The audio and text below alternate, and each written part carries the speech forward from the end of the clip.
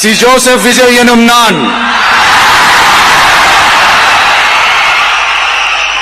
தமிழ்நாட்டு அரசின் முதலமைச்சர் என்ற முறையில் எனது கவனத்திற்குள்ளாவதும் தெரிய வருவதுமான எந்த பொருளையும் முதலமைச்சரின் கடமைகளை உரியவாறு நிறைவேற்ற தேவையான அளவுக்கன்றி ஒருவரிடமோ பலரிடமோ நேர்முகமாகவோ